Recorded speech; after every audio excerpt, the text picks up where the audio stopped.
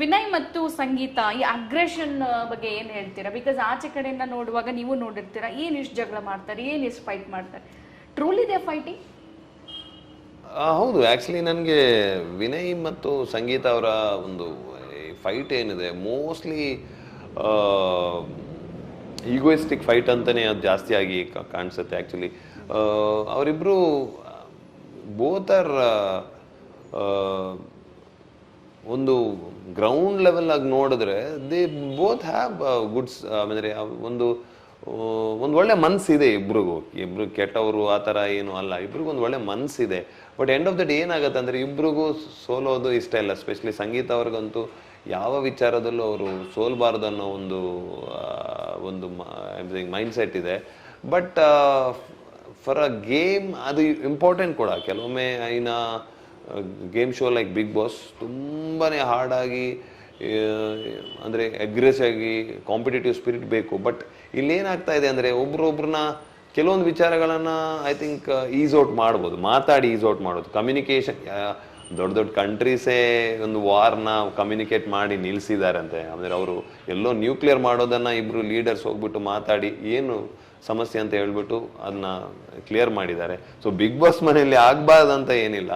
But ನಾನು ಕೆಲವೊಮ್ಮೆ I think Vinay ಅವ್ರಿಗೂ ಹೇಳಿದ್ದೆ, ಲೈಕ್ ಅವನ ಪರ್ಸ್ನಲ್ ನೋಟ್ ಹೇಳಿದ್ದೆ, ಲೈಕ್ ಯಾಕೆ ಮಾತಾಡಬಾರ್ದು ಅಂತ.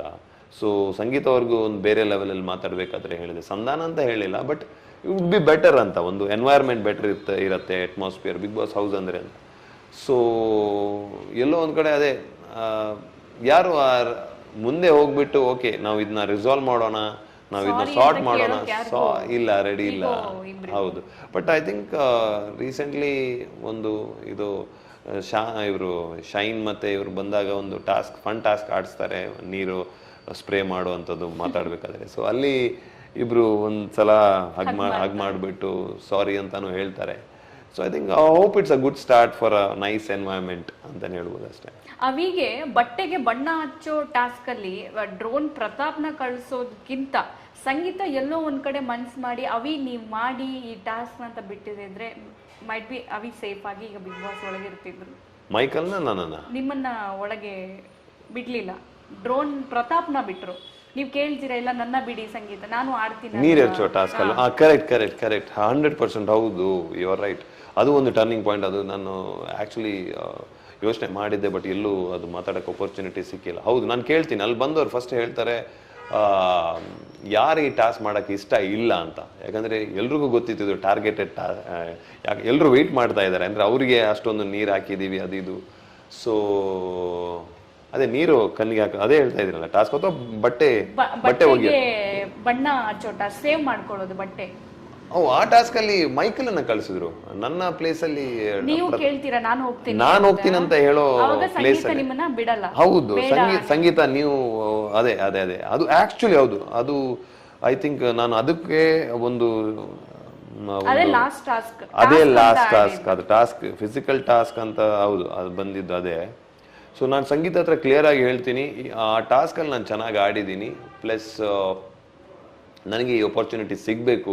ಯಾಕಂದರೆ ವಿನ್ ಆಗೋಕ್ಕೆ ನಾನು may be equally or little more deserving than Michael ಆ ಇದರಲ್ಲಿ.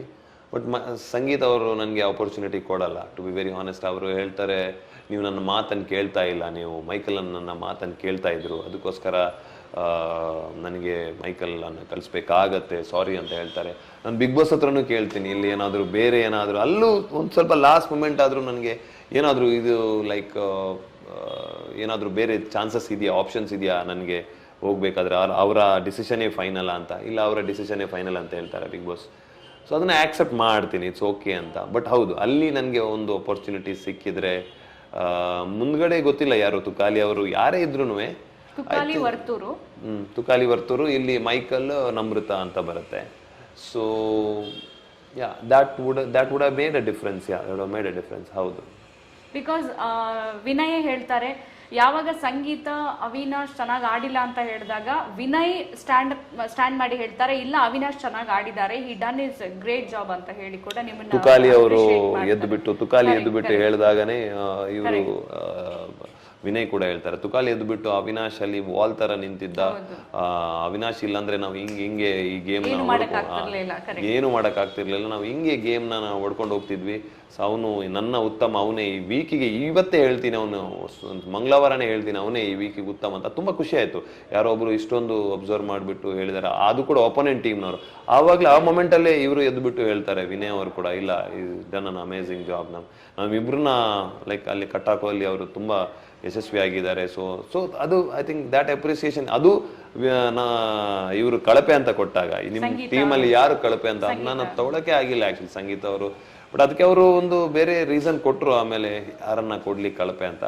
ಬಟ್ ಹೌದು, ಚಿಕ್ಕ ಚಿಕ್ಕ ವಿಷಯಗಳು ತುಂಬಾನೇ ಇಂಪಾರ್ಟೆಂಟ್ ಆಗತ್ತೆ, ಒಂದು ಫ್ಯಾಕ್ಟರ್ ಆಗತ್ತೆ, ಅದು ಟರ್ನಿಂಗ್ ಪಾಯಿಂಟ್ ಆಗ್ತಾ ಇತ್ತು.